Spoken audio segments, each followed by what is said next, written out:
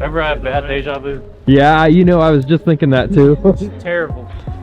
What's up, guys? Welcome back to the channel. So we have, again, my M5. This is a 2013 M5 that we bought with a rod knock.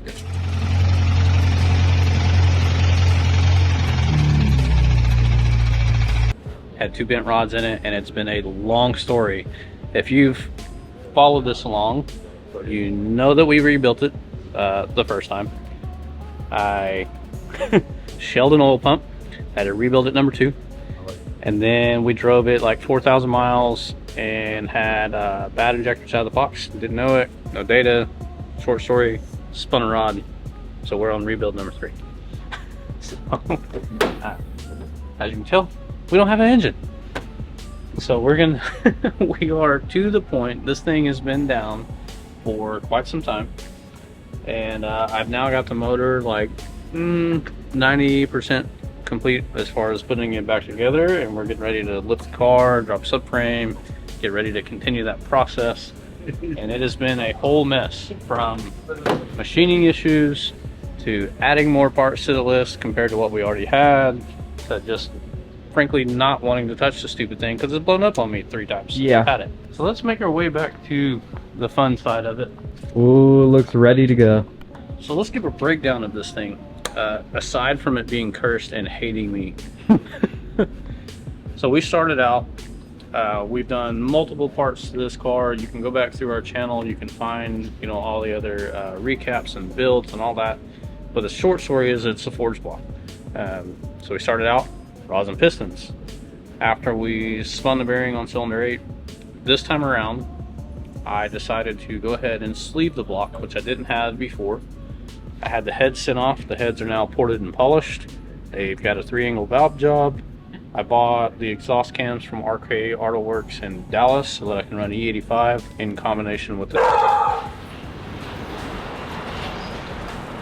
That wasn't even real.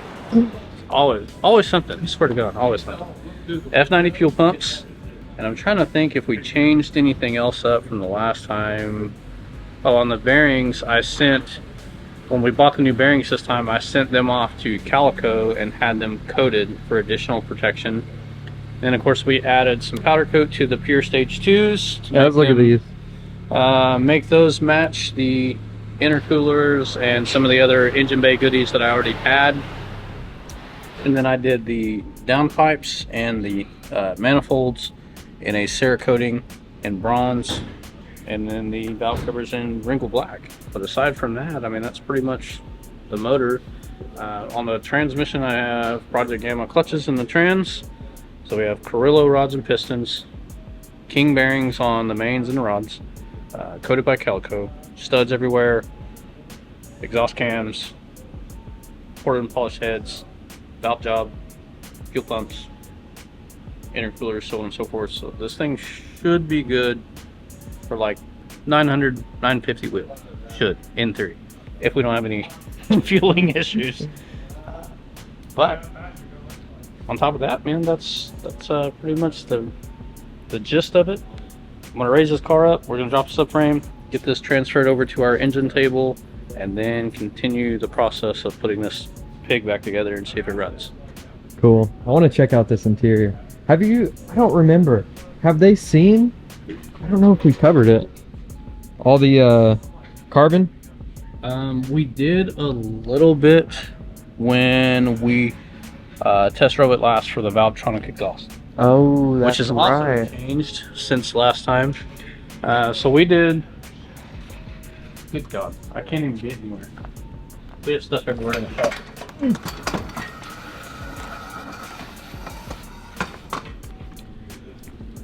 So the last time Trevor and I drove this, we did exhaust clips for Valvetronic.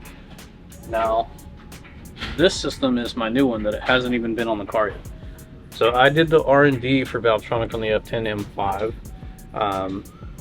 Verified what fit, what didn't fit, where we had issues, stuff like that. And then gave them feedback, which they completely redesigned it based off of that. This is the new system. The other system is in our showroom, hanging on the ceiling for display. So X-pipe had changed, the fitment back here had changed. They basically on this one it's sucked up tighter against the body of the car, because the last one my shield for the differential would not fit, and then the tips were hitting the rear diffuser.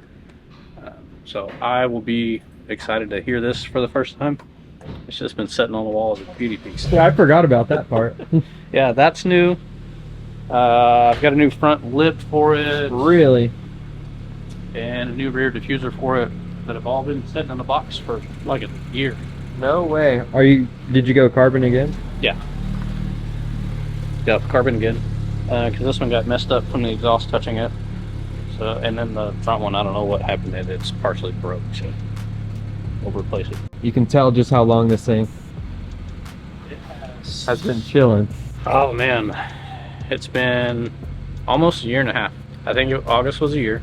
It went down. It sat here for like 3 months because I was mad. Finally pulled the motor. I think that was the following January. Sent the motor out to a machine shop. Decided to sleeve it, do some other stuff that added to the timeline, the heads and all that.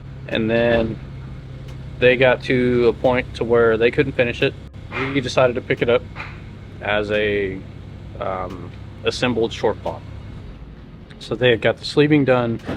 They had got the rods and pistons and a rotating assembly all put in it and balanced. And then I picked it up from there and tried to reassemble the lung block. And then it was just one problem after another. Such as I put the heads on, went to put the cams in, cams didn't fit.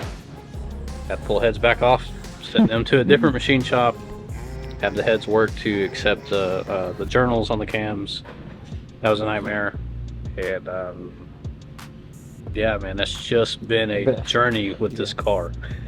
It's been an absolute nightmare. But we're still here. I still have the car. I get asked all the time, where's the M5? Do you still have it? Yes, I still have it. It is officially on its way to becoming a running car. And as always, I can't leave anything alone, so we added even more crap to what I already had thrown at this car at this point. Some cosmetic, some performance, and overall, will it run? We still don't know. We're gonna find out. Yep. So it won't be long before the next update now, because it's not coming off this lift. It is not. It has officially hit the lift as of today, and it's on a Monday, so it will now stay a lift ornament until this thing fires up, because I'm going to drop the subframe out of the front, and therefore I'm not moving the car again until the subframe goes back in it with the engine and ready to fire up. So stay tuned on the channel and keep watching, and we'll keep bringing you the chaos of Matt's builds.